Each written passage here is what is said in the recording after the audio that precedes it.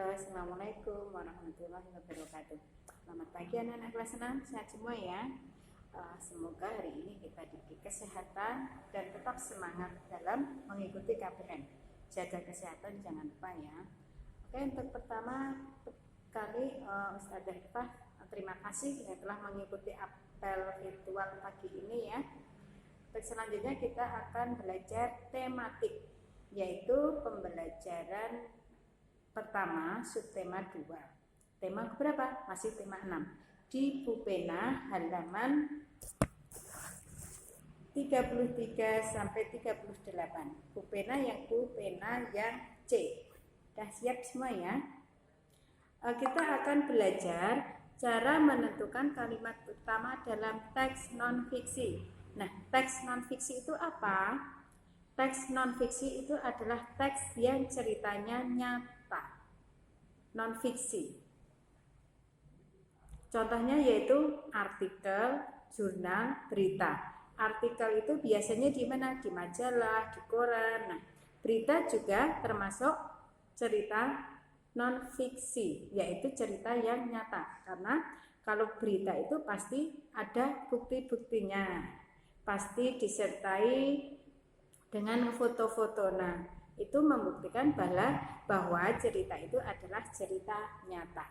Nah, bagaimana cara kita mencari kalimat utama? Caranya kalimat utama itu adalah tidak harus terletak di awal paragraf, tapi isi dari kalimat utama itu adalah menyeluruh. Maksudnya inti dari semua dalam paragraf. Jadi dalam paragraf itu pasti terdiri dari lebih dari satu kalimat, minimal 2 kalimat ya. Jadi paragraf itu terdiri dari beberapa kalimat yang nantinya akan ada kalimat utama dan kalimat penjelas. Nah, kalimat utama itu adalah kalimat yang memenuhi dari keseluruhan semua dari paragraf tersebut, sedangkan lainnya adalah sebagai kalimat penjelas. Bagaimana cara kita mencari kalimat utamanya? Yaitu kita harus membaca secara keseluruhan isi teks dengan teliti.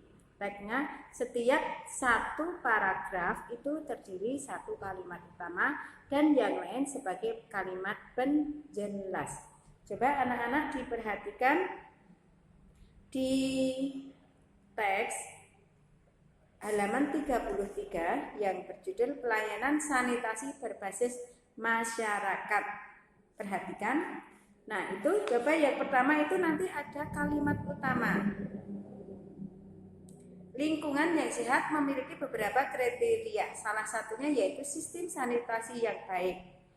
Pemerintah menyelenggarakan program pelayanan sanitasi agar masyarakat terbiasa hidup sehat. Nah, kalimat yang kedua ini menjelaskan kalimat pertama tidak? Yang pertama, lingkungan yang sehat memiliki beberapa kriteria. Salah satunya yaitu sistem sanitasi yang baik. Sedangkan di kalimat yang kedua ini ada kata-kata sistem sanitasi, berarti menjelaskan kalimat sebelumnya. Dan yang ketiga, program ini yang dimaksudkan apa? Di kalimat pertama. Jadi nanti anak-anak bisa ya, mana yang termasuk kalimat utama dan mana yang termasuk kalimat penjelas. Dicari kalimat utamanya saja. Nah, sekarang kita lanjutkan adalah hak sebagai warga negara Indonesia.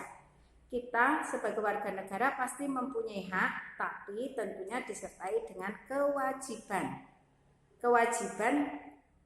Selain ada hak, pasti ada kewajiban. Kemarin sudah ya kita menjelaskan tentang kewajiban sebagai warga negara. Contohnya apa? Membersihkan selokan yang pembelajaran kemarin, yaitu di subtema pertama.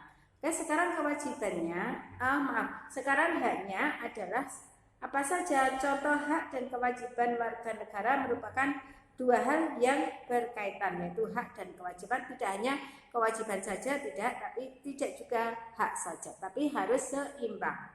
Contohnya hak kita sebagai warga negara apa? Yang pertama dilihat halaman 35. Ada apa saja? Hak memeluk agama dan beribadah menurut agamanya. Kewajibannya apa? Nah, kalau ada yang sedang beribadah, kewajibannya kita adalah apa? Menghormati.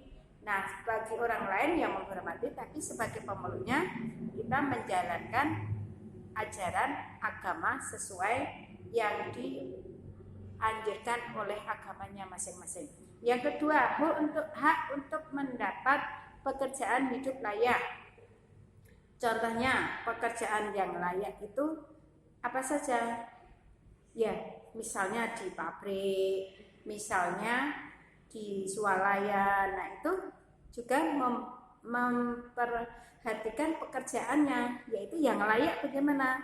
Ya, itu kalau pekerjaan yang layak bisa disesuaikan dengan pendidikan. Maka anak-anak itu harus berpendidikan yang tinggi, pintar. Nah, hal-hal tersebut kalau kita ingin pintar, tidak hanya mainan terus dari sekarang, tapi kita harus belajar dari sekarang, semangat dari sekarang, dan untuk melanjutkan di sekolah yang lebih tinggi. Nah, selanjutnya kita akan belajar bagaimana cinta tanah air, yaitu cinta tanah air itu bagaimana?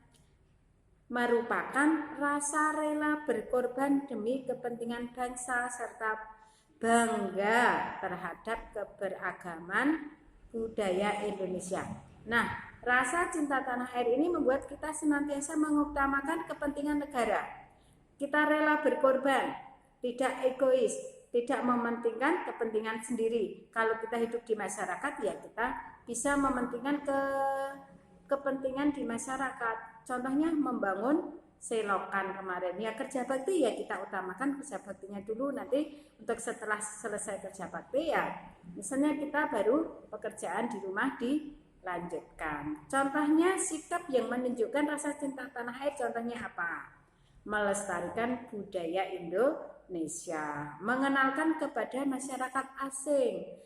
Contoh yang sudah dilaksanakan oleh negara kita yaitu mengirim budaya Indonesia dengan tukar pelajar.